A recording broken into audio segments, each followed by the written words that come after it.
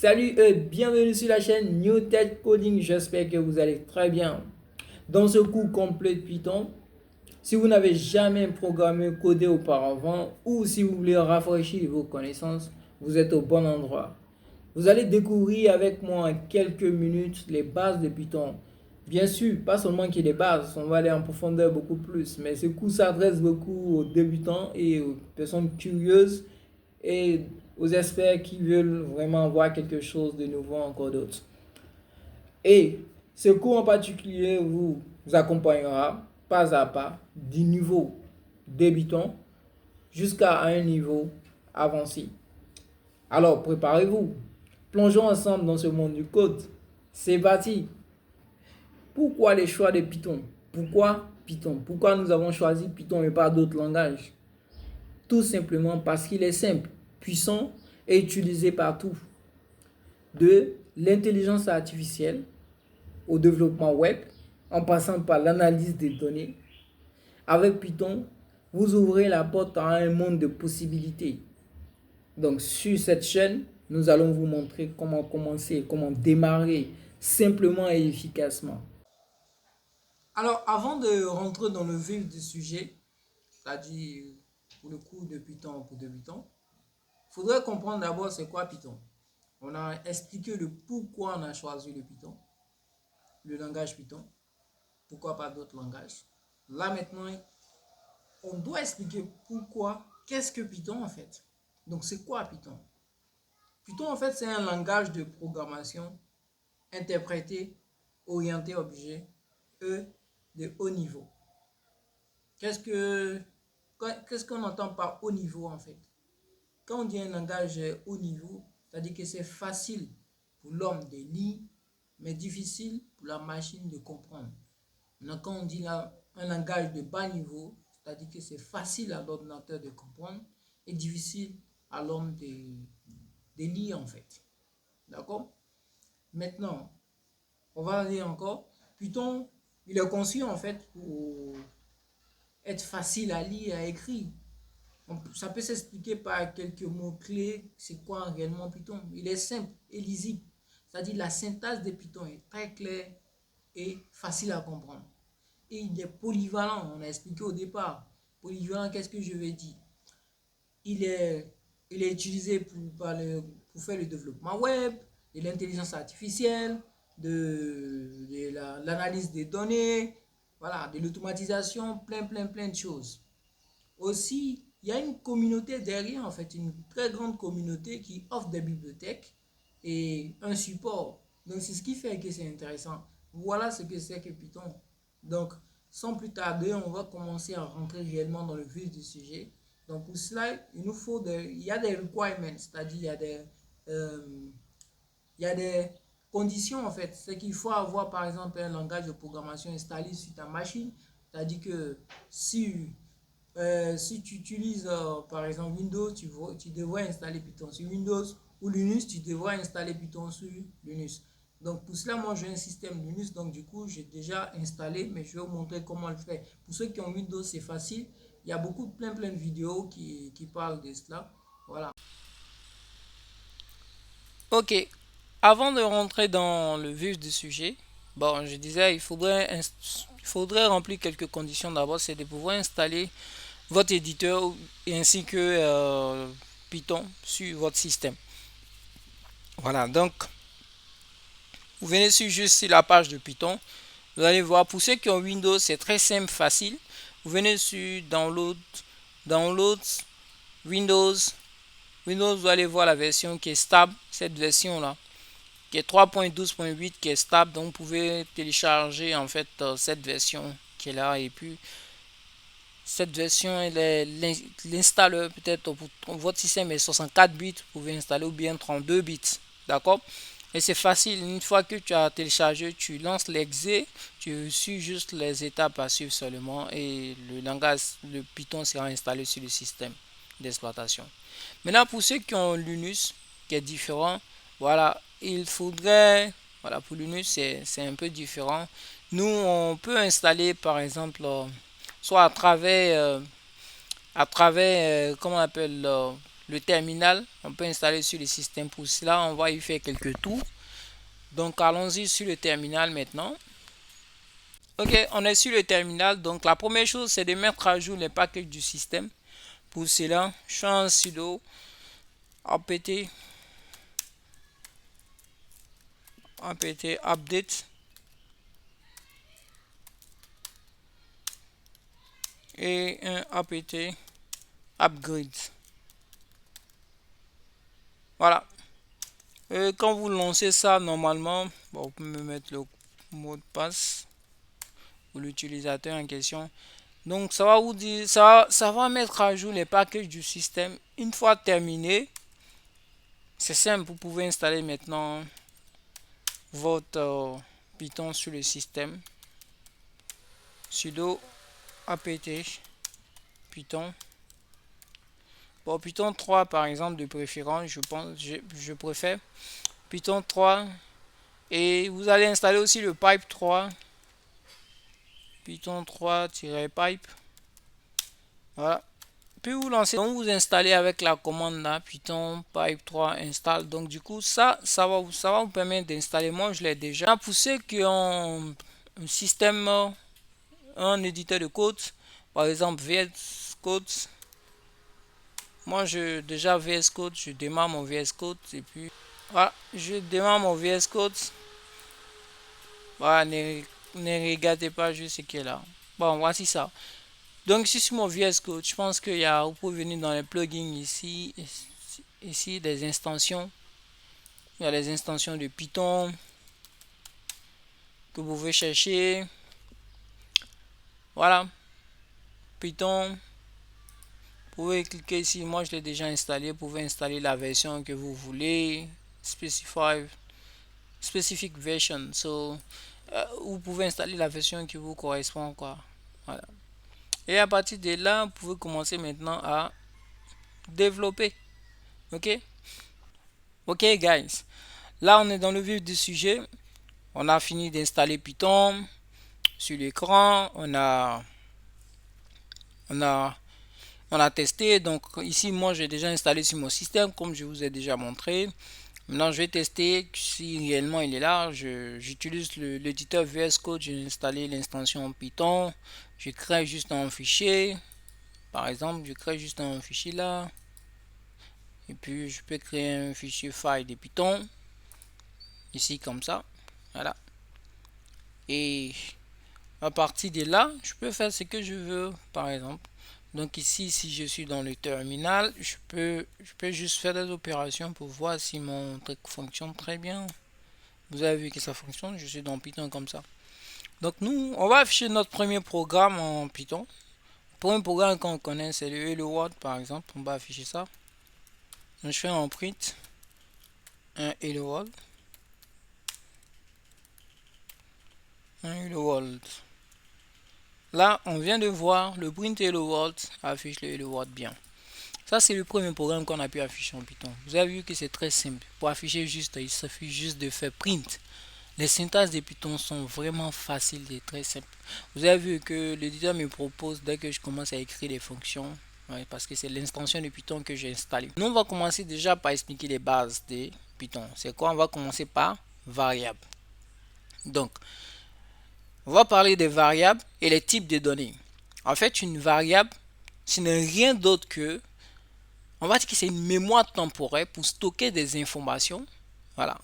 Python détecte automatiquement le type de données qui est associé à cette variable-là.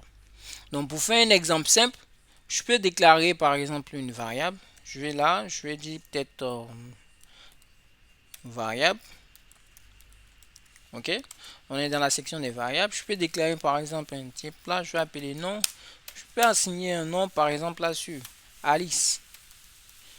Donc, qu'est-ce que j'ai déclaré comme ça? J'ai déclaré une chaîne de caractères et j'ai déclaré une variable appelée nom et j'ai assigné la valeur Alice là-dessus. Donc, qu'est-ce qui va se passer? La variable nom là va stocker en mémoire en fait de façon temporaire cette valeur là qui est une chaîne de caractères. D'accord? Et la variable peut pas seulement les chaînes de caractères, ça peut stocker d'autres types de données comme quoi un nombre entier par exemple. On va définir l'âge par exemple. On va dire 25 ans par exemple. 25.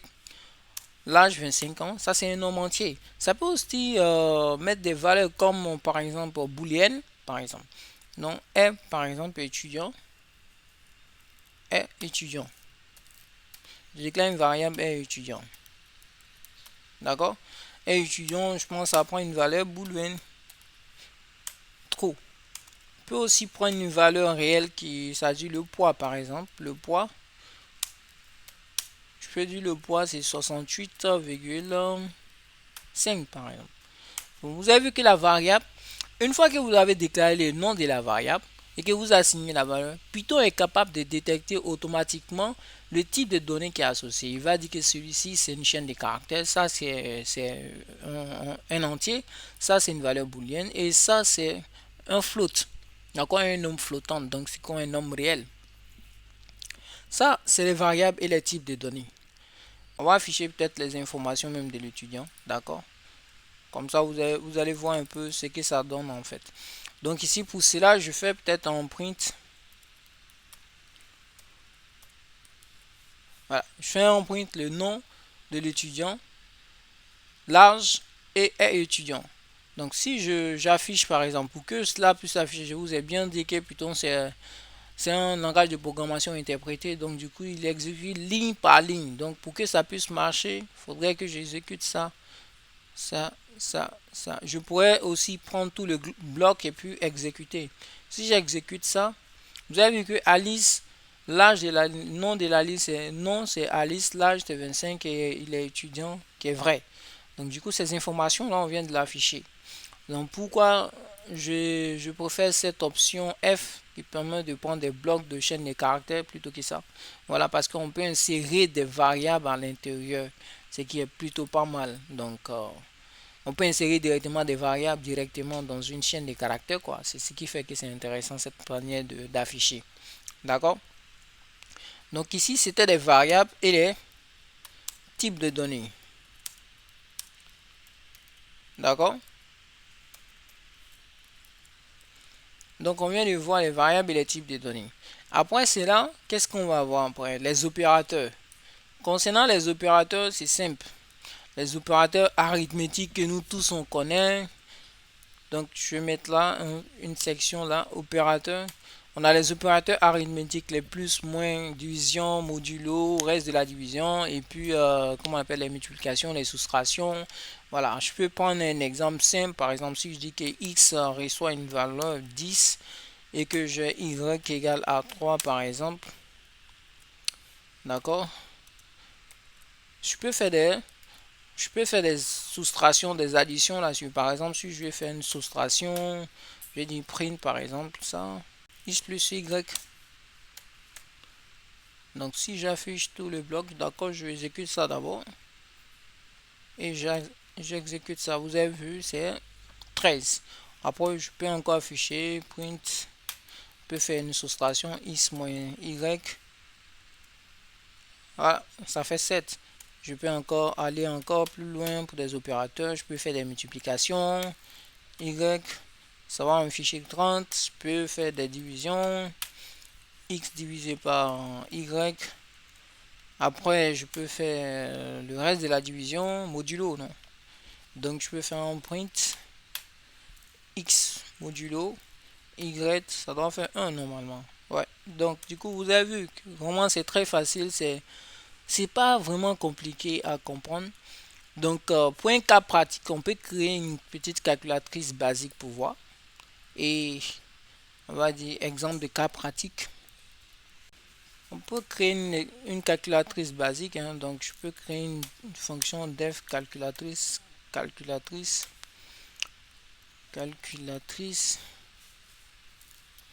Voilà. Bon, ne cherchez pas trop à comprendre la fonction là parce que je n'ai pas réellement défini, mais ça vient après. Voilà. Donc, je vais juste utiliser cette fonction. Après, quand on va arriver dans la section de concernant la définition de la fonction, vous allez comprendre que c'est pas compliqué, c'est facile vraiment. Ma fonction prend pas de valeur, par exemple. Je vais juste dire que je vais juste rentrer les valeurs des noms, prénoms, voilà. disons plutôt une valeur A, une valeur B, et puis je fais l'addition, la multiplication, j'affiche en fait. Voilà. La fonction peut ne pas retourner une valeur ici, mais on peut afficher les éléments. Après, on peut voir la fonction, on peut avoir la fonction normalement peut avoir de retour de valeur, donc du coup qu'on va avoir dans la section dans la section de fonctions. Donc ici, je vais exécuter le bloc qui est là, le bloc de code qui est là. J'ai déjà exécuté ça, mais je réexécute pour me rassurer. Après, j'appelle la fonction qui est là, calculatrice là. Pour voir, il va me demander ici, vous voyez dans la console là, il va me demander des valeurs. Entre un nombre, je rentre 3. Un deuxième nombre, je rentre 4. L'addition c'est 7 et la multiplication c'est 12. Donc c'était ça en fait pour les opérateurs, le cas d'utilisation des opérateurs. Après les opérateurs, on peut voir ce qu'il faut comprendre pour les bases, il faut comprendre les structures conditionnelles. Les structures conditionnelles, donc je vais appeler cette session de bloc structure conditionnelle. Voilà. Structure conditionnelle. Les structures conditionnelles en fait permettent de prendre des décisions basées sur des conditions. C'est très simple. On prend des décisions basées sur des conditions. Par exemple, je peux dire, je peux rentrer un nombre, d'accord, et je peux demander que ce nombre-là, par exemple, soit vérifié. Si l'âge, je peux demander l'âge, si l'âge est supérieur ou égal à 18, par exemple, je dirais qu'il est majeur, ou sinon inférieur à cela, je dirais qu'il est mineur. Donc si je peux faire un truc du genre comme ça, âge égal, je vais dire, je mets un input, qu'il me rentre un nombre, mais je vais faire un nombre entier, donc du coup je mets int, un nombre entier, je ferme, entrer l'âge, entrer par exemple l'âge, d'accord, je dis là entrer l'âge. Après je peux faire maintenant mes conditions if la condition là,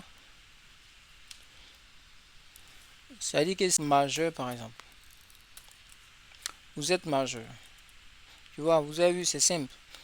Donc je peux dire vous êtes majeur. Vous avez vu, c'est pas vraiment compliqué. Vous êtes majeur. Après le cas contraire, else, je dirais que vous êtes mineur. Vous êtes mineur. D'accord? Donc si j'exécute ce bloc là, j'entre l'âge par exemple. J'entre l'âge, je vais dire 16 ans.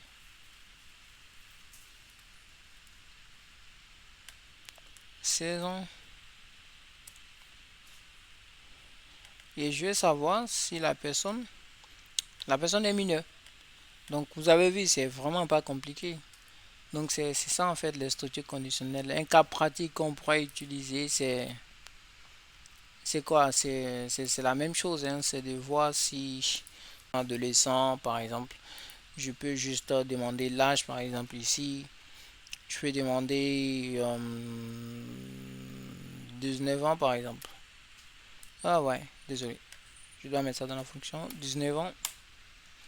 Si j'exécute les autres, le bloc de code là, on me dit que je suis adulte parce que j'ai 19 ans. D'accord? Si c'est inférieur à cela, je ne suis pas adolescent ni enfant, donc je suis adulte. Donc les gars, c'est aussi simple, c'est pas compliqué vraiment. Donc on va passer maintenant après les structures, c'est les boucles. Donc en fait, Python, pour parler des boucles permettent en fait d'exécuter une série d'instructions plusieurs fois. Donc Python offre deux types principaux de boucles en fait. La boucle for et boucle while. Donc pour la boucle for en fait est utilisée pour itérer sur une séquence des listes. Et Ici, nous, on va par exemple pour la boucle for, hein, les boucles permettent d'exécuter une série d'instructions de plusieurs, une série d'instructions plusieurs fois. Donc, pour la boucle for, c'est sûr, on connaît le début, on connaît juste la fin. Donc, on va peut-être itérer sur une séquence de valeurs, en fait. Itérer sur une séquence, ça peut être une liste, ça peut être une chaîne de caractères, ça peut être une plage de nombres. Bon, nous, on va faire l'exemple peut-être sur une plage de nombres, par exemple. Donc, le cas concret qu'on peut faire, c'est quoi, par exemple? C'est déclarer une boucle for i in range. Pour déclarer une boucle, c'est simple. Tu mets un for i in range 5. Je peux prendre un nombre 5 par exemple, puis je fais un print. Et puis j'affiche juste le nombre qui est là par exemple.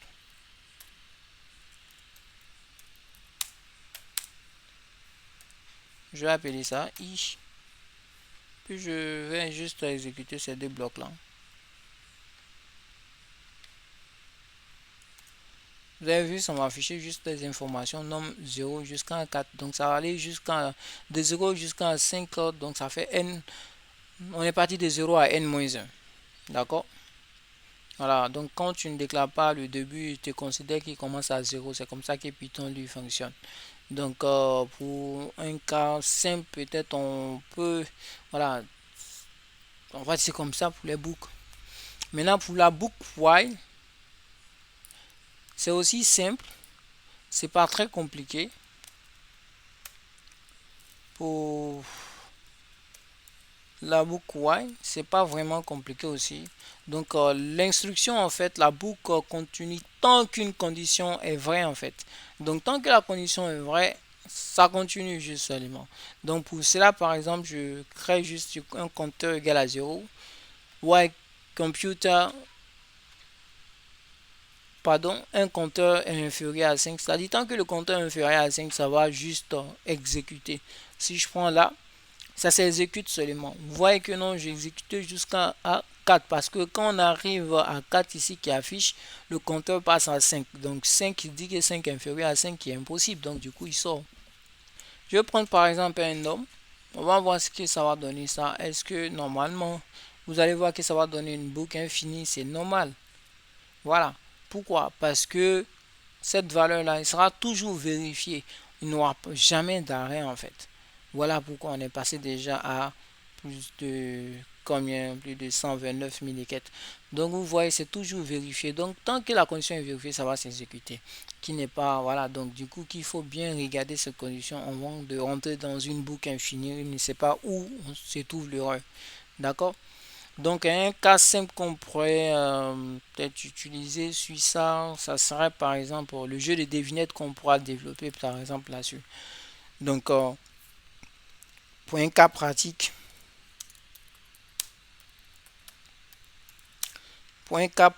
par exemple, pour un cas pratique qui est là, je déclare un nombre. Le nombre de façon aléatoire et je sélectionne un nombre de façon aléatoire. Je veux qu'un utilisateur puisse deviner le nombre que j'ai sélectionné ici de façon aléatoire. Donc, je vais voir à la fin le nombre de tentatives qu'il a fait pour déterminer, pour trouver le nombre aléatoire que moi je lui demande de trouver. Donc, c'est ça l'objectif du jeu en fait, devinette. Donc, je devine le nombre entre 1 et 10 que moi j'ai secrètement sélectionné ici. Alors, il essaie de deviner. Au fur et à mesure, il essaie de deviner. Donc du coup, tant que c'est vrai, bon, on rentre dans la fonction, parce que cette première condition, elle est vraie. Donc le tentative s'incrémente à 1. Donc à 0, donc 0 plus 1 qui fait 1. Donc on demande à l'utilisateur de deviner le nombre qui a été sélectionné au hasard. S'il devine, alors on lui dit félicitations, il a trouvé le nombre en seulement une essai. Et s'il échoue, il continue en fait on lui donne des indications disant que le nombre est inférieur, ou soit si c'est inférieur, on va dire que le nombre est bas, ou c'est haut pour lui donner des indications afin de trouver le nombre deviné en fait. D'accord? C'est aussi simple le principe. Donc nous, on va exécuter déjà ça peut-être, ce bloc là. Et puis j'exécute cette fonction là, while true. Donc je vais rentrer les nombres. Si je rentre par exemple 3, on me dit que c'est trop bas. Je prends 6. C'est trop bas encore. Je prends 7. Super. Donc, j'ai trouvé le nombre, mais en 3 tentatives. Donc, il y a certains qui pourront trouver ça en 2 ou bien en 1 seulement. Donc, moi, je l'ai trouvé en 3e tentative. Donc, du coup, vous voyez le principe du jeu, c'est un peu ça. C'est vraiment pas compliqué. Ça, on a utilisé la boucle ainsi que les structures conditionnelles pour programmer ce petit jeu seulement. D'accord? Vous avez vu que c'est intéressant. Après, maintenant, on va parler plutôt des fonctions. Comme je disais au début, les fonctions, on n'avait pas trop parlé là-dessus, mais pour les fonctions en Python, c'est très simple, vraiment. C'est vraiment pas quelque chose de super complexe. La définition des fonctions, d'abord même, ils permettent en fait d'organiser, de réutiliser du code. Donc, quand tu déclares une fonction, tu peux le réutiliser, tu peux l'utiliser partout dans d'autres fonctions. Voilà, c'est ça en fait l'avantage des fonctions. C'est de pouvoir, il permet d'abord d'organiser et de réutiliser du code. Donc quand tu crées une fonction, tu peux l'appeler dans une autre fonction pour pouvoir l'utiliser. Et c'est magnifique ce genre de choses. Donc la définition en fait, comment ça se définit une fonction? On a déjà vu pour la définition, pour la réalisation du calculatus basique. On écrit def et puis on met le nom de la fonction. Nom de la fonction. Et puis là, si ça prend des paramètres, on met param 1 par exemple ou param 2. Ainsi de suite. Et on fait ça, la fonction peut retourner return résultat.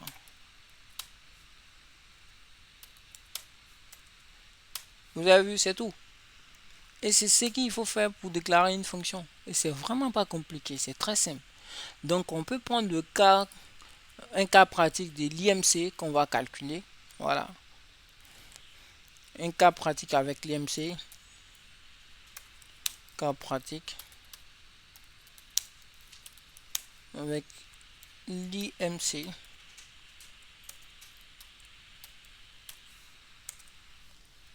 Donc ici, qu'est-ce que je fais? Je déclare une fonction calcul IMC. Je prends quoi? Le poids et la taille. Donc l'IMC, la formule c'est quoi? Le poids divisé par la taille au carré en fait. Donc je retourne l'IMC. J'exécute la fonction de l'IMC d'abord. Après, je demande de rentrer ces deux informations-là. Pardon, je dirais plutôt cette information d'abord. Je rentre l'IMC, je rentre le poids. J'ai dit 75. 75. Après, l'IMC, c'est la taille en mètres. 185 mètres. Et si je calcule l'IMC avec la fonction, alors qu'est-ce que j'ai? Je vais mettre 5 là. Vous avez vu que l'IMC égale à ça. D'accord? Maintenant, si j'avais mis 2 seulement, je verrais 0 parce que je n'aurais pas de valeur en tant que telle derrière. Voilà, ça c'est mon IMC. Voilà. Donc je peux mettre d'autres valeurs pour changer. Voilà, ça dépend au fur et à mesure. Ça c'était le cas pratique des fonctions. Vous avez vu que les fonctions vraiment c'est pas compliqué, c'est très facile, c'est pas du tout difficile quoi. On va voir maintenant les collections. En fait, les collections, c'est quoi? Tant que j'écris là dans une section collection. Les collections, ce sont les listes et les dictionnaires. Donc les collections en Python en fait regroupent plusieurs éléments. Les plus courants sont qu'on utilise là actuellement, que tout le monde utilise, c'est les listes et les dictionnaires. Donc une liste c'est quoi? Une liste c'est une collection ordonnée et modifiable. D'accord? Je dis bien une liste c'est une collection ordonnée et modifiable.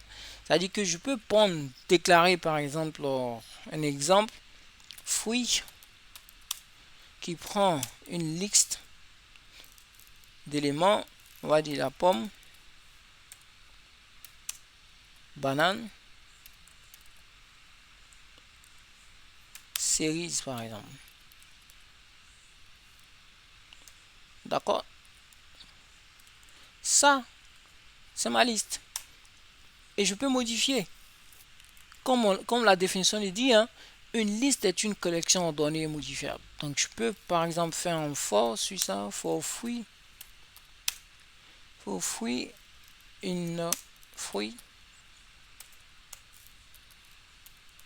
avec x, puis je fais print, j'affiche juste free.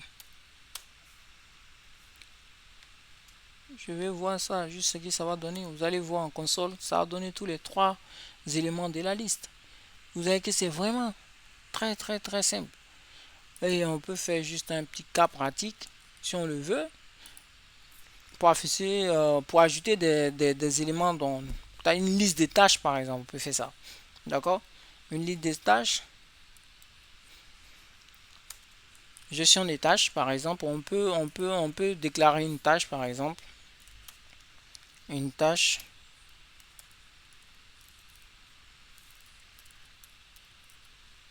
tac.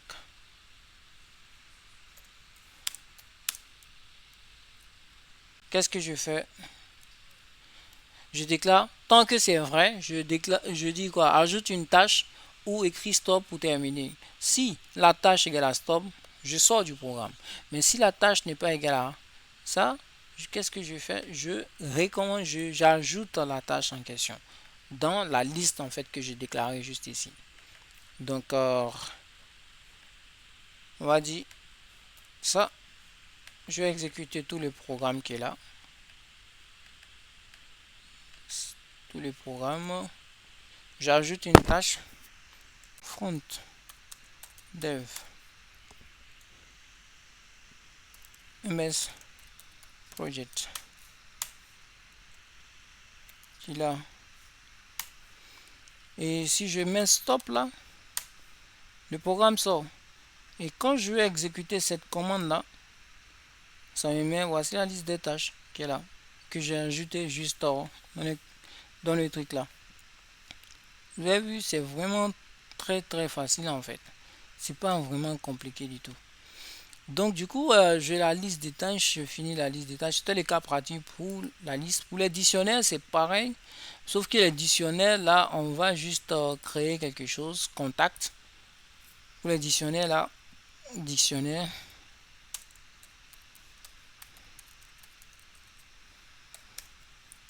On peut juste créer un contact, le nom, Alice, téléphone. On lui affecte peut-être ton téléphone, numéro de téléphone. Puis j'affiche juste ça.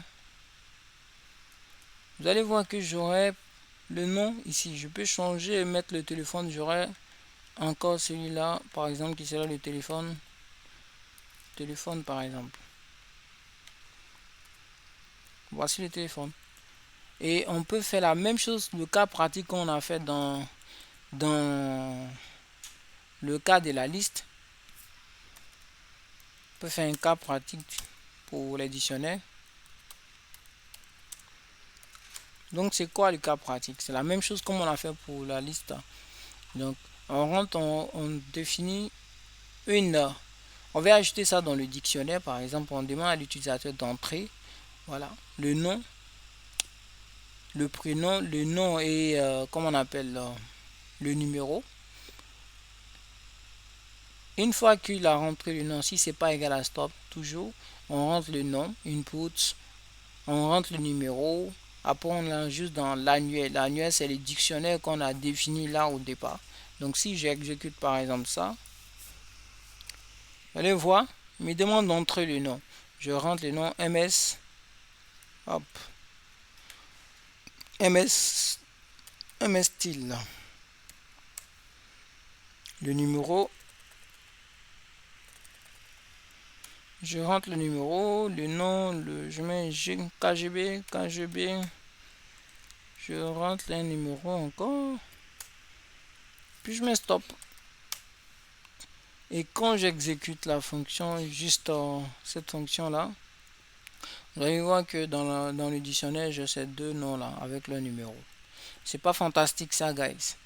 Donc c'est un peu ça. Maintenant, on va parler d'une des composantes intéressantes. C'est simple. C'est la programmation orientée objet en fait. En Python. Donc c'est quoi la programmation orientée objet? On a vu les fonctions, on a vu les dictionnaires, les collections. On est dans la fonction maintenant. C'est quoi la programmation orientée objet? La programmation orientée objet en fait permet de structurer votre code en utilisant des classes et des objets. Donc, c'est quoi une classe? En fait, une classe, c'est un modèle créé des objets. Donc, un objet est une instance des classes. D'accord? Donc, pour cela, on fera juste un exemple simple pour bien comprendre. Donc, comme son nom le dit, pour créer une classe, c'est aussi simple. On crée juste une classe comme ça, comme le nom. Je crée une classe personne. D'accord? Je crée une classe personne et dans la classe personne, je définis une fonction. Je définis le constructeur def. Le constructeur, dans le constructeur, je mets un nom.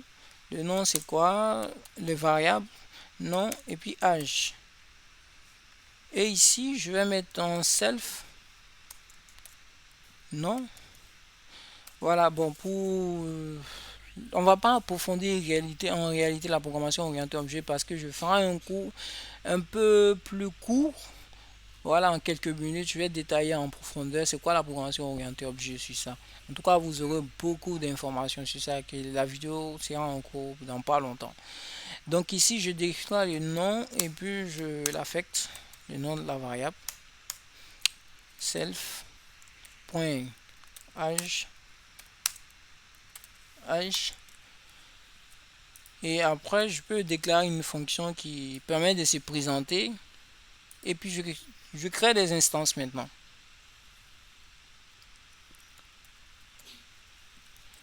Voilà, je crée des instances. Je déclare une fonction qui permet de se présenter. La fonction présenter, se présenter est ici.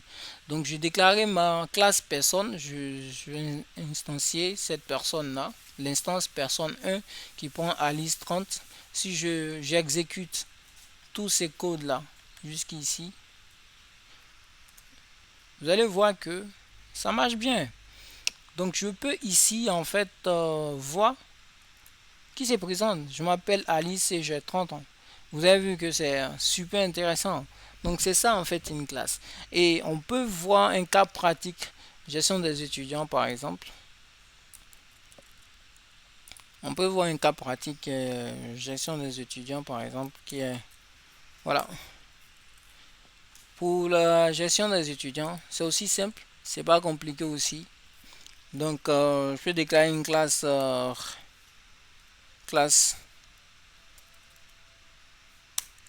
étudiant. Dans ma classe étudiant là, définir mon constructeur ainsi que les différents arts. Voilà. Donc ici, dans ma classe étudiant, j'ai ici ma fonction nom et filière et je déclare une fonction aussi qui permet d'afficher l'étudiant son nom et sa filière. Donc ici, moi, je vais demander à l'utilisateur d'entrer le nom et la filière et je vais l'ajouter dans cette variable, à cette liste-là, qui sera notre instance ici, qui va appeler la classe étudiant. Et cette classe étudiant va prendre nom filière qui va l'ajouter à la liste étudiant ici. Donc si moi j'exécute d'abord la classe et que je viens exécuter toute cette fonction là étudiant, d'abord j'ai arrêté, j'ajoute d'abord ça for i, j'exécute ça d'abord, je rentre le nom de l'étudiant. Le nom de l'étudiant, je vais mettre ms style filière sciences éco et puis je mets til non computer science et puis je mets un coco data big data. Donc si j'exécute la fonction afficher ici, vous avez vu que j'ai tous mes noms, filière, sciences éco, étudiants, filière. Voilà, ça c'est gestion des étudiants. C'est juste c'était le cas pratique qu'il fallait un peu savoir. Après cela, on va voir un des éléments de Python qui est intéressant, c'est les fichiers. Les fichiers, c'est quelque chose de super intéressant. Donc on va voir nous dans notre cas ici, c'est quoi les fichiers. Donc on va manipuler des fichiers, on va voir ce qu'il y a dedans, d'accord. Donc ici, qu'est-ce qu'un fichier ou c'est quoi les fichiers en Python? En fait, Python permet de lire et écrire des fichiers grâce aux fonctions intégrées. Donc pour les manipuler, c'est simple. Par exemple, on va prendre un cas concret. On peut faire un exemple. Je vais juste ouvrir un fichier. Peut-être on peut faire un exemple avec ça. Pour ouvrir un fichier, c'est with. Ouais, je pense bien with open. J'appelle le fichier. Je vais prendre le chemin d'un fichier là. Et puis, j'appelle ce fichier là.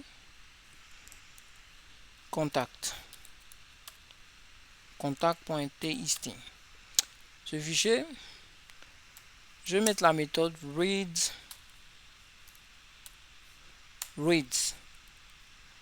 Je dis as the file. As the file. J'ai mis 2x. Ok. Donc après ça, qu'est-ce que je vais faire? Je vais lire le contenu du fichier. Pour le contenu, je déclare une variable contenu égale à quoi? Fichier.reads. Et c'est tout. Et c'est tout. Et je vais faire un print. Je vais mettre contenu. Vous avez vu, vraiment, c'est pas compliqué du tout.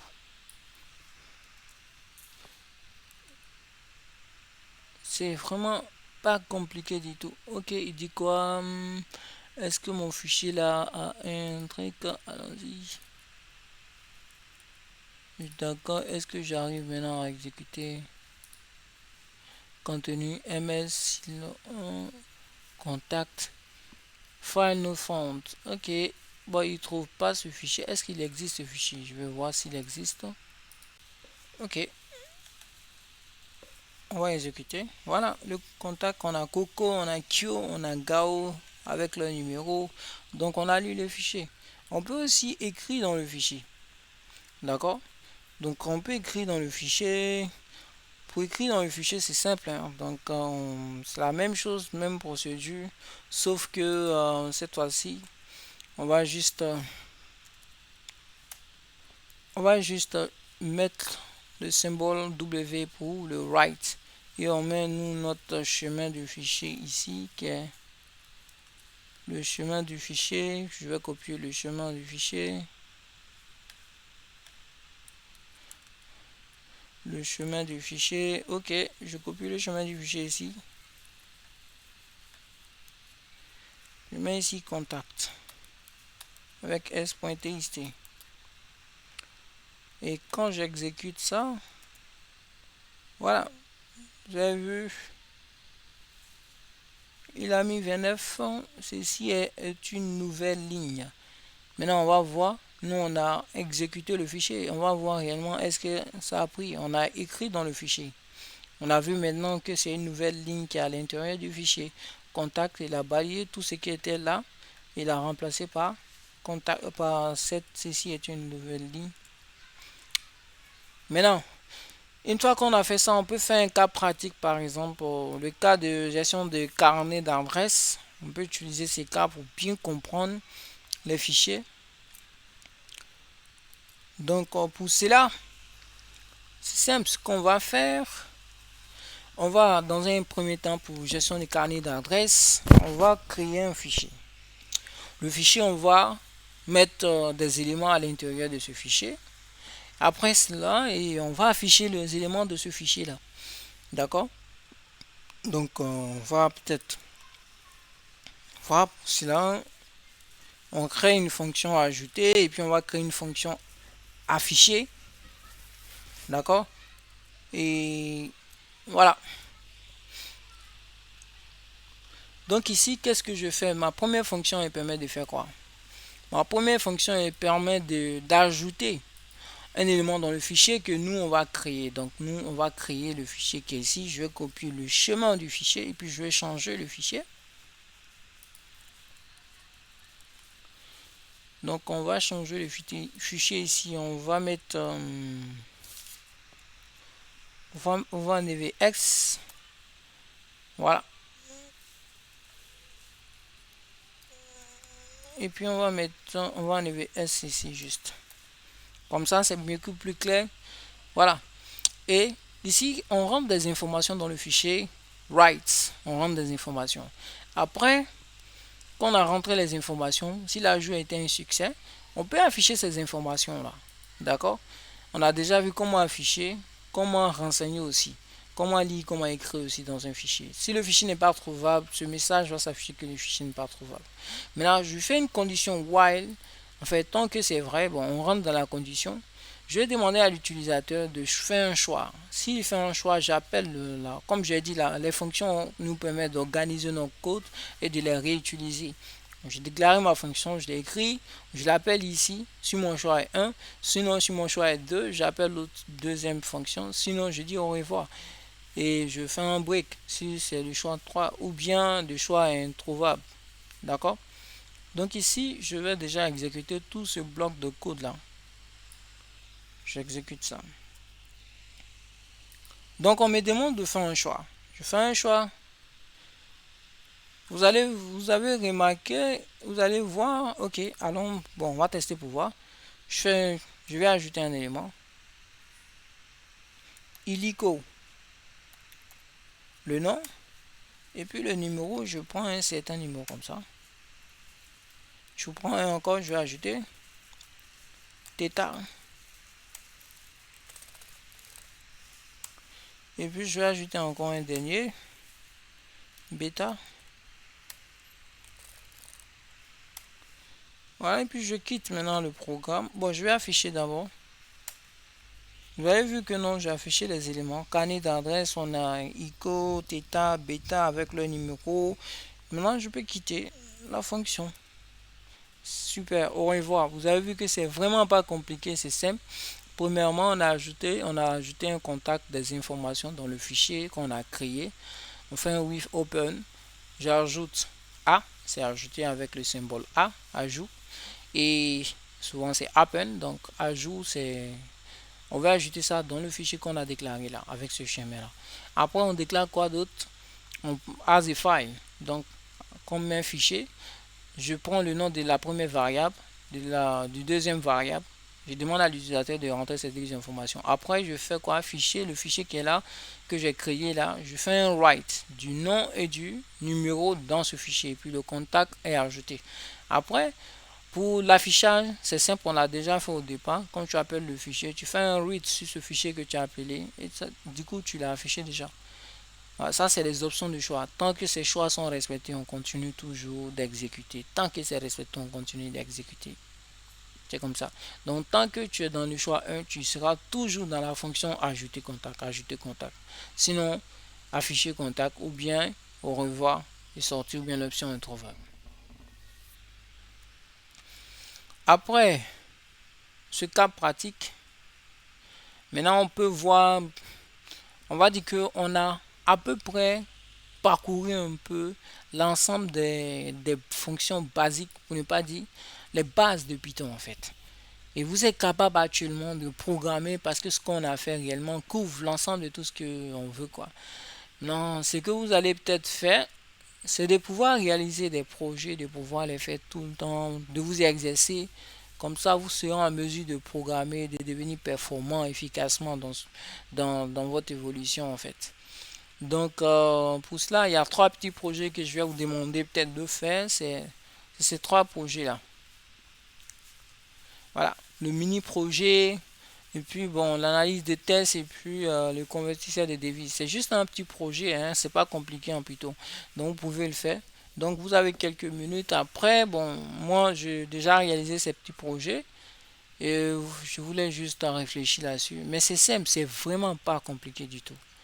Donc pour cela, par exemple, pour le premier projet, ce qu'on va faire, on va analyser ce qu'on a fait déjà. Vous pouvez déjà vous mettre dans un environnement pour travailler sur ça. Pour le premier projet qui c'est le mini projet pierre, feuille, ciseaux, qui est un jeu très simple à implémenter. Donc, ici c'est quoi? Le jeu de pierre, feuille, ciseaux, c'est un jeu qui, on a trois chaînes de caractères, c'est-à-dire pierre, feuille, ciseaux. On veut jouer contre qui? L'ordinateur. Comme il n'y a pas deux joueurs, donc moi je joue contre l'ordinateur. Alors, on a l'option qui est pierre, feuille, ciseaux. On a le joueur qui doit choisir, qui doit faire son choix parmi ces trois-là. Si c'est pierre ou feu ou ciseaux. Après l'ordinateur, puisque l'ordinateur il peut faire un choix par lui-même, on utilise une fonction random qui va choisir de façon aléatoire, random choice qui va choisir de façon aléatoire dans les options qu'on a. D'accord? Et après, bon, j'affiche le choix de l'ordinateur qui peut être ça.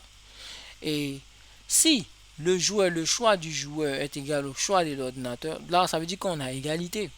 Mais dans un de ces cas, si je... Ça, ces cas représentent l'ensemble où je gagne en fait. Donc je ne suis pas dans un de ces cas, ça veut dire que j'ai perdu, l'ordinateur a gagné. Donc du coup, j'exécute par exemple ces fonctions-là. Et je fais mon choix.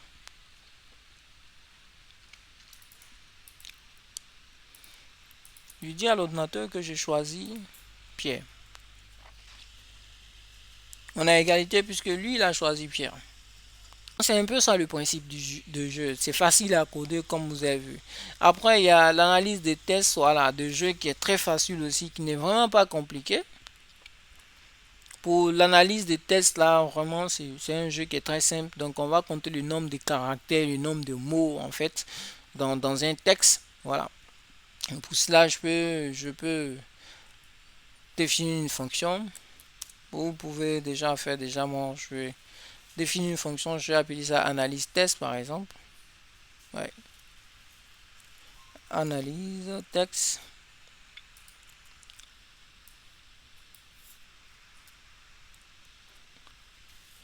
Et dans cela, moi, ma fonction analyse texte, l'objectif de analyse texte est de pouvoir afficher le nombre de caractères et le nombre de mots en fait. Donc pour cela, je déclare ma fonction. D'accord, le try en fait, je vais mettre une exception quand je ne trouve pas le fichier là. Donc ici, j'ouvre le fichier, open, je fais un read sur le fichier. Dans le fichier, je prends un texte. Dans le texte, je fais le read sur le fichier. Après, je split le fichier pour déterminer le nombre de mots et le nombre de caractères. D'abord, le nombre de mots. Pour déterminer le nombre de mots, je fais un test.split pour déterminer. Il va détecter le texte dans une liste de mots en fait. Et on va compter le nombre de mots. Après, pour les caractères, on compte juste les caractères de ces mots qui ont été splittés. Nous, on peut déterminer le nombre de mots, le nombre de caractères là. Et ça, c'est juste le message pour afficher le nombre de mots et le nombre de caractères. Au cas où le fichier n'est pas trouvable, on a ce message de sinon, on exécute tout ce bloc là. Donc, ici, on rentre déjà la fonction. On va exécuter et puis on va entrer la fonction pour voir si ça marche. Ça, on va exécuter ça. Donc, moi, je vais prendre le même test. Je vais prendre voilà. Je vais prendre celui-ci. Est-ce que je peux faire un copier? Voilà, un coller. Ok, super. Je rentre ce test là. Et je vais exécuter la fonction que j'ai écrit ici. Vous avez vu le nombre de mots 6, le nombre de caractères 58 et qu'il a trouvé. Vous avez vu que c'est vraiment intéressant, c'est vraiment pas compliqué. Donc après, on passe sur le dernier jeu, c'est le convertisseur de devises. Ça, c'est le plus facile même, je dirais. Le convertisseur de devises, c'est le cas le plus simple. On définit le taux de change en fait de chaque dollar en euros, euro en dollars ou dollar en français ou français en dollars et euro en français ou français en euros. Après, c'est là on va demander à l'utilisateur par exemple de nous montrer des éléments, de donner la valeur, la devise source ainsi que la cible par exemple. Et ça, une fois qu'on a déjà fait ça, voilà, on a déjà fait ça, on demande le taux. Si le taux d'échange, en fait, c'est dans le taux qui est là, c'est-à-dire que le taux d'échange qui serait là, qui se trouve dans un de ces taux-là, montant converti, alors multiplié par le taux, la valeur, le montant qu'on a rentré là, multiplié par le taux d'échange, clé taux, puisque on voit c'est un dictionnaire. Et on prend la valeur du clé taux qui correspond ici. Et cette valeur-là, on l'affiche, le montant devise source égale à quoi? Montant converti, donc deux chiffres après la virgule et devise cible. Donc allons-y, on va exécuter cette fonction. Ok, la fonction est exécutée. Maintenant, on va exécuter la fonction en elle-même pour tester, pour voir si ça marche. On met le montant. Entre le montant, je mets 20 millions. Je mets 20 millions par exemple. Je mets USD.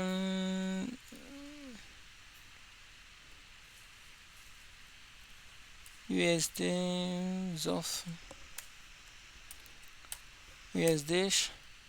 Vous avez vu, le montant c'est 3000 pour 20 millions, c'est 32 000.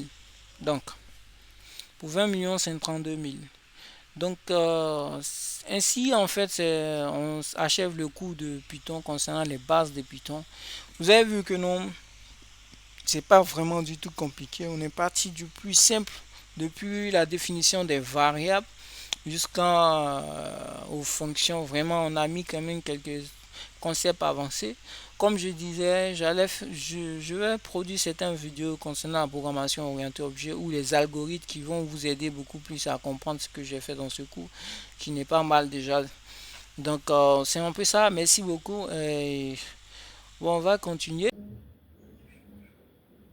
Félicitations, vous venez de terminer le cours de Python pour débutants. Vous avez vu que ce n'était pas compliqué du tout. On a vu des concepts basiques, qu'il s'agit des variables, où on a expliqué un peu ce qu'est les variables et les types de données. On a vu après les opérateurs arithmétiques, voilà, les additions, les soustractions. Après, on a vu aussi les structures conditionnelles, et qu'il s'agit de faire basées sur des conditions. Et après, on a vu des fonctions, disons les boucles d'abord. Les boucles, il y avait deux types de boucles qu'on a exploité, qui est la boucle for et la boucle while. Après, on a expliqué un peu les collections, c'est-à-dire le dictionnaire et puis la liste. Et aussi, on a vu aussi les fonctions. Et après cela, on a parcouru un peu la programmation orientée objet dans le cas avec Python, qui n'est pas beaucoup avancé, mais je pense qu'il y a une vidéo qui viendrait pour expliquer un peu la programmation orientée objet. Et nous avons vu aussi les fichiers, on a manipulé un peu les fichiers qui étaient super intéressants d'ailleurs. Donc vous avez vu, il y a plein de choses vraiment en Python qui étaient intéressantes. Donc on a vu les bases de Python. C'est à vous de prendre et de fouiner, de chercher à comprendre. Vous pouvez créer des choses fascinantes, intéressantes, super bons et devenir des meilleurs, des bons programmeurs. Vraiment. Donc c'est un peu ça si dans ce tutoriel qu'on a vu. Donc je vous exhorte à vous abonner à ma chaîne et de liker et de commenter. Si vous avez des suggestions, des remarques, n'hésitez pas à écrire, je verrai et puis je vais m'améliorer encore. Et si vous avez des suggestions, des idées qu'on pourrait regarder ou bien des propositions de vidéos que vous voulez que je fasse, mettez-moi cela en commentaire. Merci de vous abonner et à la prochaine.